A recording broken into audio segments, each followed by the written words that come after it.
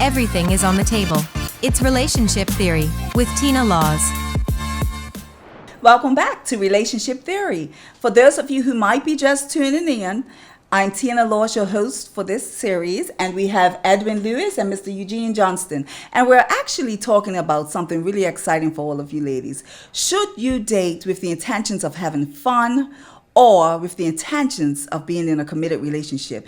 And we talked about something a little earlier before we went on break, which was clinging. They talked about, both these men talked about how us women can be clingy. Define clingy. And I want you to define it from the initial stage when you're clinging to us to the stage of I've got everything I wanted to now I'm going to check my boy. Define clingy. All right, clingy for me. You start out, it's a beautiful thing. You just love just thinking about her. You love her smell, the way she walks. She giggles all like, you love all that. 3 months, 4 months down the line, you like, I just like how she look at me. I like how she cook, you know. I like when we outside. 6 months down the line, like, look, man, I need some time away. Like, I love her, you know, I'm in love with her, but my brother needs a little space. But it's the travel. Every time you travel, we got to go together. Every time you make a move out in town, I'm getting in the car. You're like, I'm yours. I'm coming back. You know what I'm saying? Like, show me that you do have some trust in me. Like, give me some type of time to miss you. That's what I always ask. Give me the opportunity to miss you, because it's like working in prisons and stuff for me. Night patrol, I loved it because I was away from them at night, and I was like, when I got off that morning, I was like, I'm gonna cook for her, I'm gonna make sure she get ready for work, blah blah blah, because you had the opportunity to miss them. So what is your view? Well, everybody who is brand new finds newness. Newness is good. You buy a new car, you watch it all the time, but if it gets 10 years old, you let it go back a bit. It's the same in relationships, I think. I think if your intention is to be more serious, we should try to damper that type of clinginess even from the beginning. Yeah? So no, you just referred us to a car. So I'm just wondering. I didn't refer people to a car. I said newness. No. So most times what we do is with cars, when they're new, we take care of them. Well, my husband takes care of cars and does all these things and everything to them, man and some women. Yeah. But then eventually, what we do when they get old and things start breaking down, we normal. Replace them. You get normal. We replace the car. So are we saying that in relationships, if we don't keep a newness for you guys, you're going to consider how can we replace them? Or do we think about...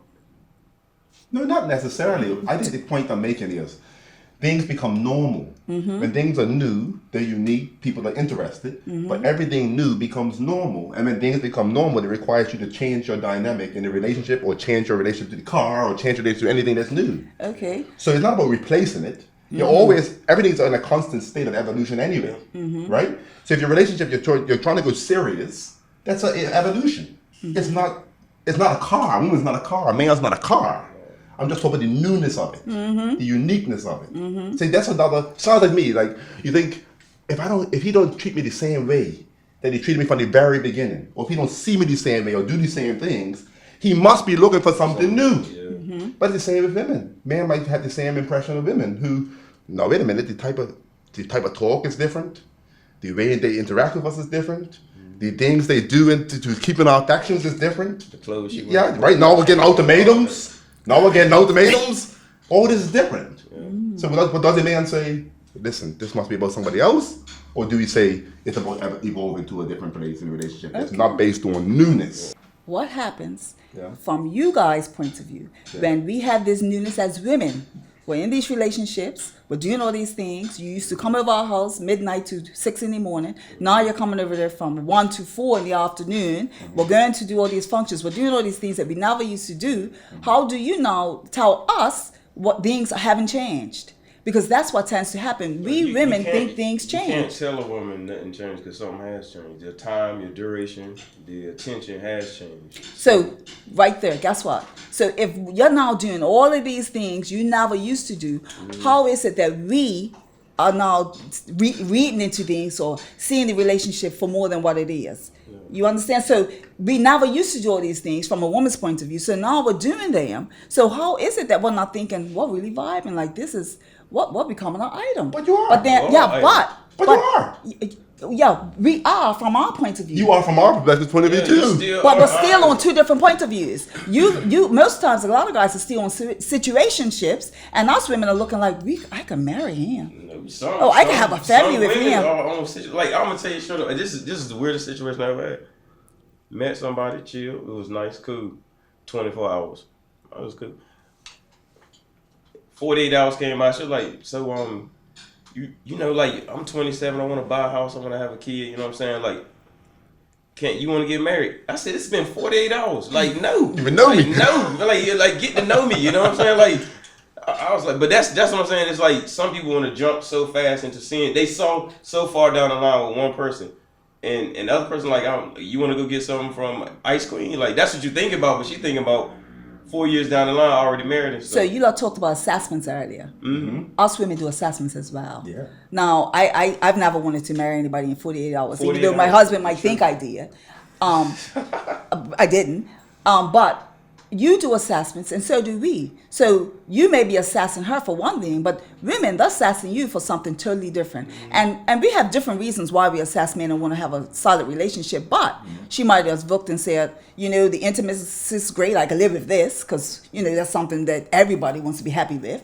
And then she might have looked at, you know, you got a pretty stable job. You might be a great family man. You might be close with your mom. The same thing. So she just looked at all of this and said, look, we're getting older. We ain't got no time to waste. Here's a good catch. Let's just do this now or not. Because back to in the olden days, with our greats, they met, they was married in a week, and they had big families, and they've been married for 50 and 60 years. So what happens when we have a woman that comes from that line of family? Mm-hmm. So she automatically thinks, well, if you meet somebody, some people think, first love at first sight. Yeah. We are in love. So what happens in that instance? Now do you turn around and tell her when she bought you a plane ticket because she wanted to spend a nice weekend with you, that you don't want no relationship, you just want a situationship? When she comes and brings you nice lunch and cooks you dinner and does nice things for you, do you tell these women, hold up, you're getting too deep? This is a situationship, not a relationship. Do you really do that? I never had nobody buy me nothing. If I had a plane ticket right now, me either. I wasn't gonna buy me a ticket. Me either. Fly me out. You know what I'm saying? I'm trying to find where those women are. Yeah, they exist. They exist. I just never met them. I've been in some broke situationships, dude. But other than that, you have to let them know, like, if you feel like, look, I'm not gonna take you. Now you have some grimy guys who like, yeah, man, let's fly out. Let's go out to eat.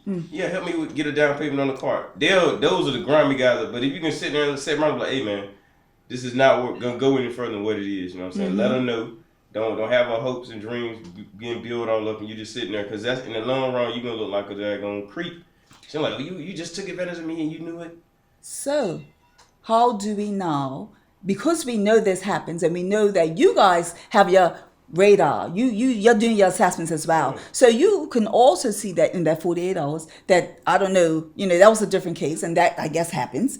But what happens in that instance? Do you say, I'm going to continue on because the intimacy is amazing, this girl's amazing in the bed, so I'm going to just... You gotta let it go. And this is what we always talk about. My guys say the best sex is always from a crazy person.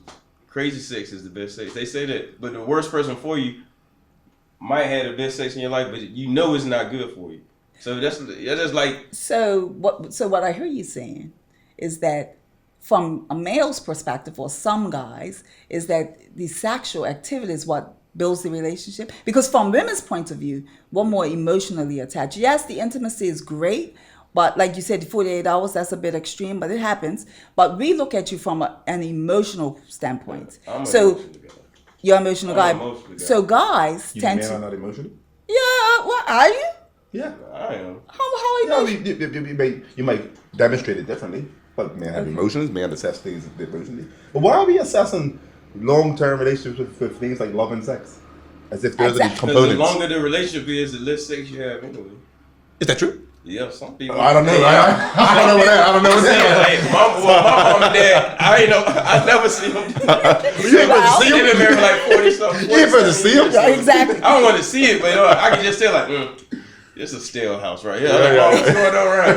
Daddy out there boiling peanuts in the backyard, blah, blah, blah. So that's what they do, but they show love and affection in different ways. Like, instead of like, they've been together so long, Yeah. Birthdays and dates, they're like, let's just go out to eat. They just love being in their company. And that's amazing. And I said it because, and this is where the dating for fun and dating for relationship comes into play, because how do we get to that place? They were once bunny rabbits in the bedroom. They were once dating. I mean, you came along, and I'm not sure how many siblings you have, but you all came along. So they were once having a lot of fun, right? So how do we now say we're going to give somebody a chance? Because I look at it like you got to give a relationship a chance to see where it's going to go. How do you give it a chance to find out if this can be that relationship that can grow to being able to look at each other down the hall and say, oh my gosh, she's so sexy, or she's still sexy? It's the intention. Okay. Because if you're trying to have a marriage, for instance, as a female male, you're trying to have a marriage. The way you come into the relationship is different. The things you assess is different. The way you assess is different. You can add things, jewelry, you can add looks and attraction and sex, but that's not the primary concern you have.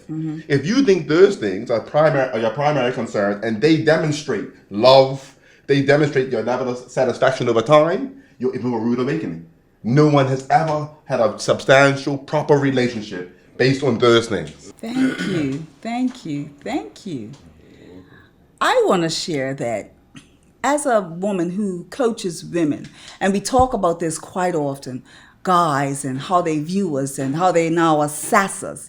We have to also have that assessment. We have to be not so quick to jump into relationships as well. We have to do that final assessment to say whether or not, is this a good fit? Is this who I really want? Am I the person I need to be with this person?